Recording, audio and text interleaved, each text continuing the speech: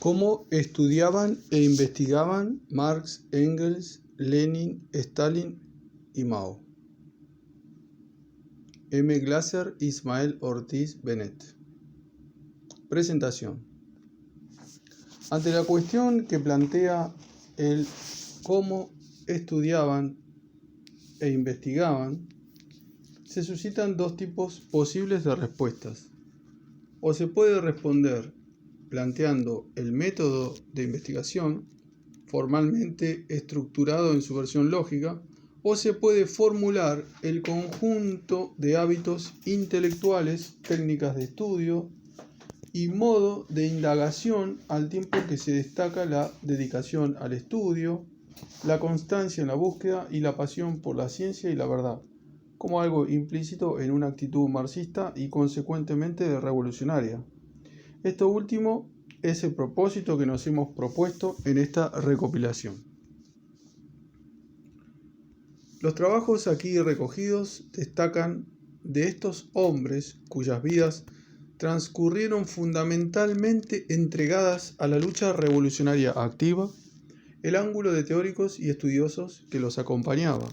Se trata aquí no de contraponer esta imagen de estudiosos a la que justamente le ha dado sentido y reconocimiento histórico a sus vidas, la de ser activos, luchadores por el socialismo y contra todo tipo de oscurantismo. Se trata más bien para que sirvan de estímulos, de mostrar también sus horarios de estudios, el papel que le asignaron a los resúmenes y las monografías, cómo tomaban apuntes, anotaban sus libros o hacían sus fichas, el perfecto orden en que mantenían la clasificación de sus conocimientos, su interés por actualizar constantemente la bibliografía, su insistencia en conocer los idiomas extranjeros, la asiduidad con que seguían las publicaciones de diarios y revistas, la inagotable pasión con que se interesaban por las investigaciones empíricas, el estudio siempre concreto en que basaban sus formulaciones teóricas, su clara conciencia de lo que significa la lucha científica y su insistencia en hermanarla con las posiciones ideológicas.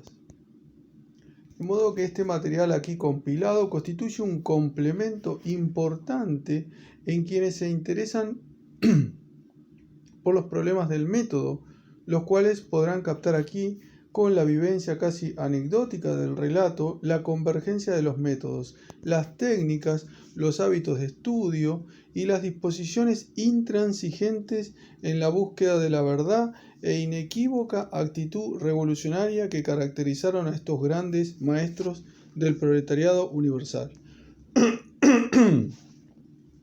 Actitudes que esperamos sean emuladas por nuestra juventud revolucionaria, contribuyendo así a estimular su trabajo intelectual e incrementar su manifiesta vocación de cambios. Ismael Ortiz Benet, Santo Domingo, 1977. ¿Cómo estudiaba Marx?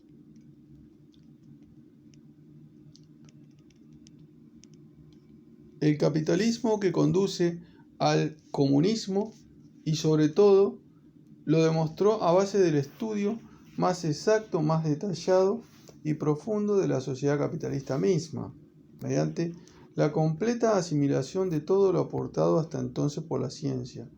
Todo cuanto ha sido creado por la sociedad humana fue sometido por Marx a la prueba de la crítica, sin que ni un solo punto escapara a su atención.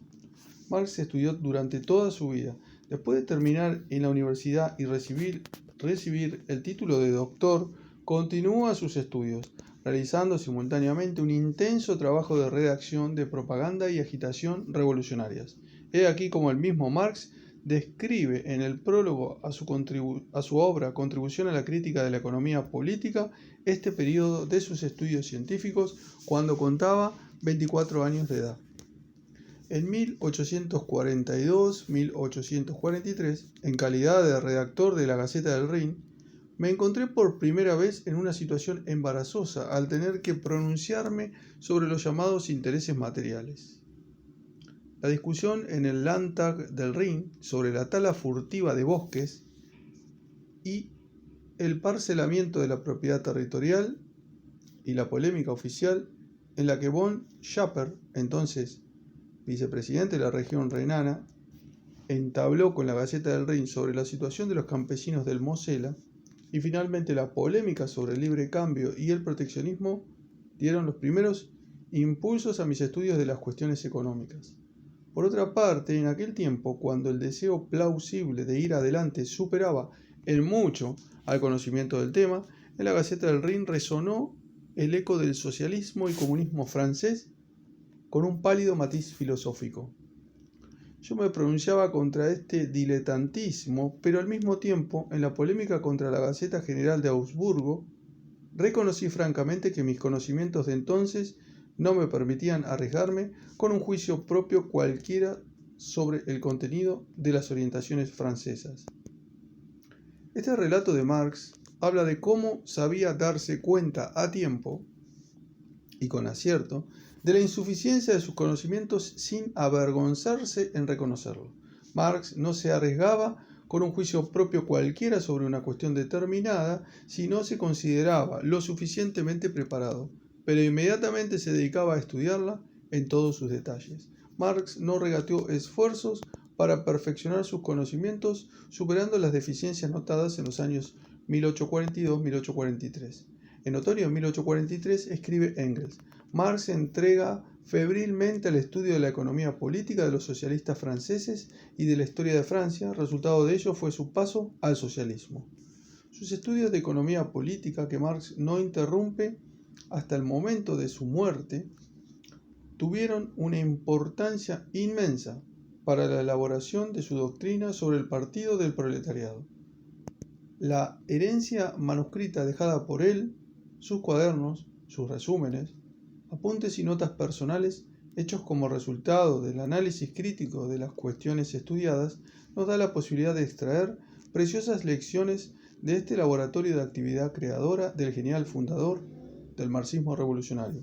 Para comprender tan profundamente como Marx la vida social, era necesaria no solamente una fuerza gigantesca de inteligencia, sino también un conocimiento extraordinario de todas las ramas de la ciencia y de la vida, y Marx poseía estos conocimientos en grado superlativo. El cerebro de Marx, escribe Paul Lafargue, estaba pertrechado con una multitud increíble de hechos históricos y tomados de las ciencias naturales, así como de las teorías filosóficas, y sabía servirse admirablemente de todos estos conocimientos y observaciones acumulados a fuerza de un largo trabajo espiritual. Engels expresó más de una vez su admiración ante la grandiosa capacidad de Marx para orientarse fácilmente en los acontecimientos de la historia corriente. En 18 Brumario de Luis Bonaparte, Engels dice que Marx describió con tal maestría el curso de la historia de Francia en su conexión interna con las jornadas de febrero de 1848, tan brillantemente descubrió en el milagro del 2 de diciembre, golpe de estado de Bonaparte en 1851, el resultado natural y necesario de esa conexión que todas las nuevas revelaciones aportadas en aquel tiempo no han hecho más que confirmar cuán acertadamente estaba reflejada la realidad en este cuadro. Tan excelente comprensión de la realidad histórica viva, escribe Engels, tan clarividente penetración en la esencia de los acontecimientos en el momento mismo en que se desarrollan, en verdad no tiene precedentes. En la introducción a otro trabajo de Marx, La Guerra Civil en Francia, Engels de nuevo subraya esta portentosa fuerza del análisis histórico de Marx. Engels habla en esta introducción de la notable capacidad del autor, revelada por vez primera en el 18 Brumario de Luis Bonaparte, de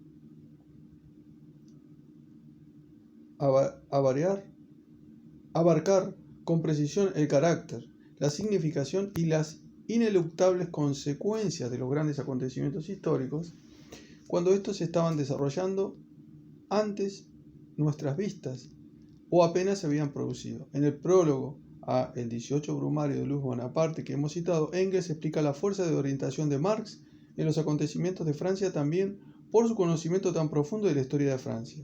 Marx, escribe Engels, no solo estudió la historia pasada de Francia, sino que siguió además en todos sus detalles su historia corriente, haciendo un acopio de materiales para su utilización en el futuro. Por eso nunca los acontecimientos lo sorprendían desprevenido. Con esa misma profundidad estudió Marx la historia de Inglaterra, Alemania y los demás países del mundo y seguía el curso de los acontecimientos en los mismos, paralelamente con el estudio incansable de la economía política, de la filosofía y de las ciencias naturales.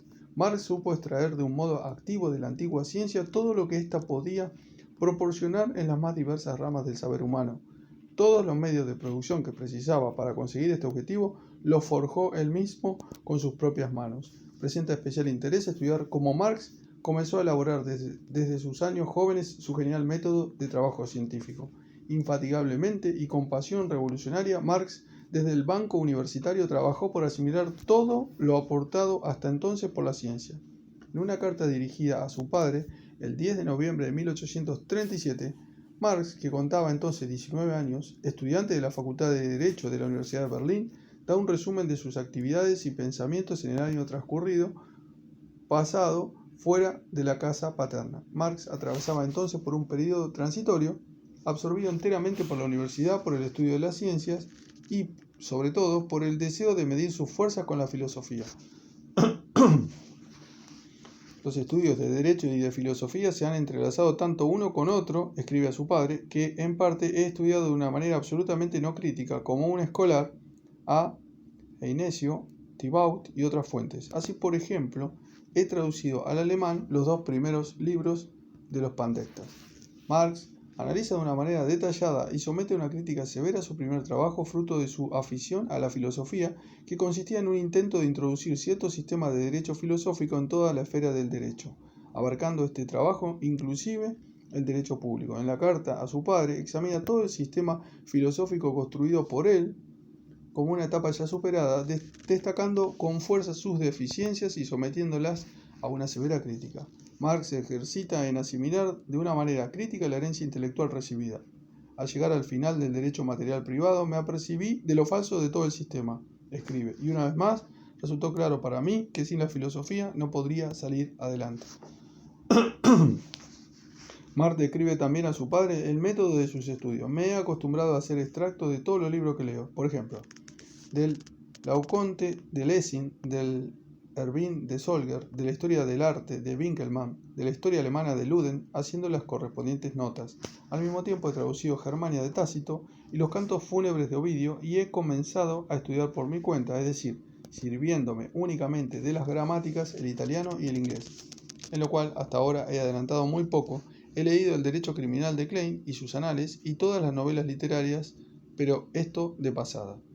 Marx escribe un nuevo trabajo, un diálogo, bajo el título Clenato o el punto de partida y el desarrollo necesario de la filosofía, en el cual unifica en cierto modo el arte y la ciencia. Para escribir ese trabajo, Marx estudió las ciencias naturales, las obras de Schelling y la historia. Todavía está en el campo del idealismo, pero pasa ya, según su propia declaración, de Kant y Fichte a buscar la idea en la realidad misma. La salvaje melodía montaraz de la filosofía de Hegel, que acaba de conocer, al principio no le hizo ninguna gracia, habiendo sido para él una grave contrariedad notar en su trabajo la influencia de Hegel. Mi última tesis ha resultado ser uno de los principios del sistema de Hegel, y este trabajo, mi acariciado fruto, cultivado a la luz de la luna, me ha arrastrado como pérfida sirena a las redes del enemigo, escribe Marx. De disgusto no he podido siquiera pensar durante algunos días y corría como loco por el jardín, cerca de las turbias aguas del Esprit que purifican las almas y aclaran el té. Llegué incluso a marcharme de casa con mi patrón. Después me impuse dedicarme solo a trabajos positivos. Enumerando una larga lista de libros jurídicos, estudiados y en parte traducidos por él, Marx menciona también el libro de Reimarus, El instinto artístico en los animales, sobre el cual he meditado con placer. Nosotros podemos aprender mucho del trabajo, del Marx de 19 años, su colosal capacidad de trabajo y ansia de saber, su interés por las más variadas ramas de la ciencia, su inclinación a analizar de un modo crítico los conocimientos adquiridos, el saber aplicar la autocrítica a sus propios trabajos. Marx no lee simplemente, sino que analiza lo que lee y lo sintetiza en un determinado sistema. No solo reflexiona sobre lo leído, sino que además traslada al papel sus opiniones propias, extrayendo de los libros las nociones sobre los diferentes temas que constituyen el centro de su interés. Marx escribe toda una obra, una monografía, para comprobar de este modo el resultado de sus estudios. Marx lo hace para profundizar más aún en los temas estudiados. Este es uno de los métodos de su trabajo científico. A continuación, Marx analiza cuidadosamente lo escrito por él y precisa lo que todavía le falta para lograr un dominio más completo de la cuestión. Una vez creada esta costumbre en el trabajo científico, Marx la sigue en todo el transcurso de su vida, perfeccionándola en todos los sentidos. Poseemos el testimonio del mismo Marx de que más tarde mantuvo la costumbre de sintetizar desde un punto de vista crítico los materiales estudiados por él en forma de trabajos aislados, monografías hechas para sí y no para darlos a publicidad. En el célebre prólogo a su obra Contribución a la crítica de la economía política, enero de 1859, informando a los lectores de su trabajo preliminar y trazando el plan que ha seguido, Marx escribe: todo el material lo tengo delante en forma de monografías, las cuales fueron escritas con grandes intervalos en diferentes periodos, no para su publicación, sino para adquirir yo mismo un concepto claro de las cuestiones a tratar.